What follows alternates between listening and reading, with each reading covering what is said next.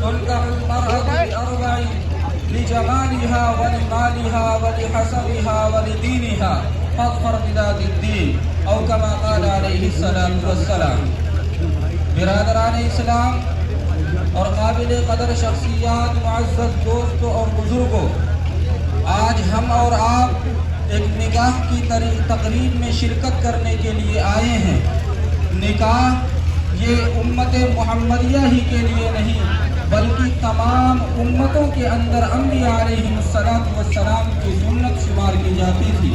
اور نکاح ایک عبادت ہے، اور یہ اتنی اہم اور ترین عبادت ہے کہ اللہ رب العزت نے اس تقریب کو عرش پر قائم فرمایا تھا۔ جب سیدنا آدم علیہ السلام کا نکاح فرشتوں کی موجودگی میں اللہ رب العزت نے کرنے کا انتظام فرمایا، اور اسی طریقے سے حضرت عیسیٰ علیہ السلام ہم اور آپ جانتے ہیں کہ ان کو اللہ نے زمین سے آسمان پر زندہ اٹھایا تھا، لیکن جب وہ آخر کے اندر آئیں گے اور دنیا کے اندر وہ تشریف لے کر کے آئیں گے تو جہاں ایک وجہ اس کی یہ ہوگی کہ اللہ رب العزت اپنے دین کو بلند کرنا چاہتا ہے، جہاں اطاعت دین ہوگی اور اشاعت کلمت اللہ ہوگا، وہیں ایک وجہ حدیث پاک کے اندر یہ بھی بیان فرمائی گئی ہے کہ حضرت عیسیٰ علیہ السلام کا تشریف لانا ایک نکاح کی عبادت کی ادائیگی کے فریضے کو انجام دینے کے لیے ہوگا۔ میرے عزیز دوستوں اور بزرگوں،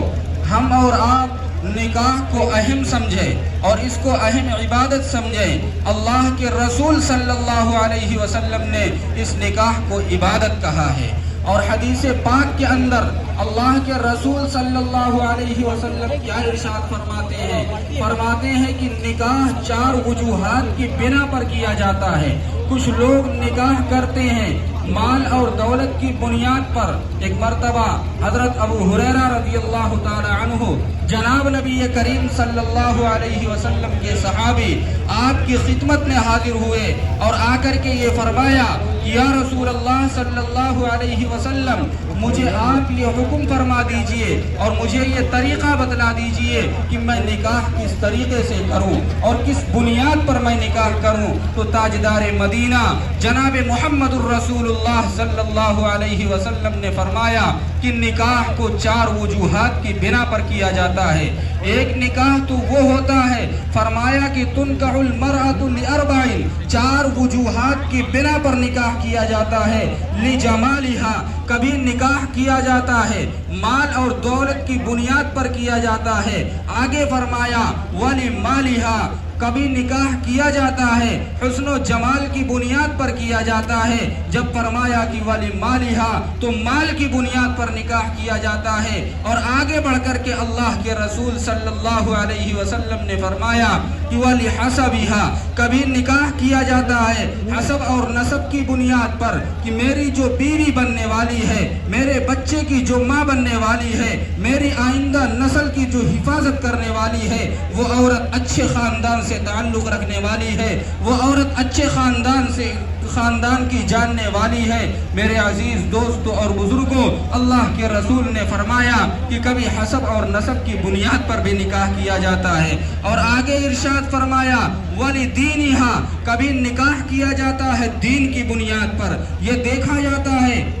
کہ ہمارے بچے کی جو ماں بننے والی ہے اور ہمارے خاندان کی جو بہو بننے والی ہے، ہمارے خاندان میں جو عورت آنے والی ہے، ہماری شریک حیات جو بننے والی ہے، اس کے اندر دین ہے یا نہیں ہے، اس کے اندر ایمان ہے یا نہیں ہے، اس کے اندر اسلام ہے یا نہیں ہے، اللہ کے رسول صلی اللہ علیہ وسلم کے فرمان کو وہ جاننے والی ہے یا نہیں ہے، نبی اکرم صلی اللہ علیہ وسلم کے فرمان پر عمل کرنے والی ہے یا نہیں ہے۔ اس طریقے سے دیکھ کر کے نکاح کیا جاتا ہے، اور 4 وجوہات کی بنا پر نکاح کیا جاتا ہے۔ حضرت ابو ہریرہ رضی اللہ تعالی عنہ نے ارشاد فرمایا کہ یا رسول اللہ صلی اللہ علیہ وسلم، کس بنیاد پر ہم نکاح کریں؟ کیا حسن و جمال کی بنیاد پر جو نکاح کیا جاتا ہے وہ نکاح کامیاب نکاح ہوتا ہے؟ اللہ کے رسول نے فرمایا وہ نکاح کامیاب نکاح نہیں ہوتا۔ فرمایا کہ حسب اور نسب کی بنیاد پر جو نکاح کیا جائے کیا وہ نکاح کامیاب نکاح کہا جائے گا؟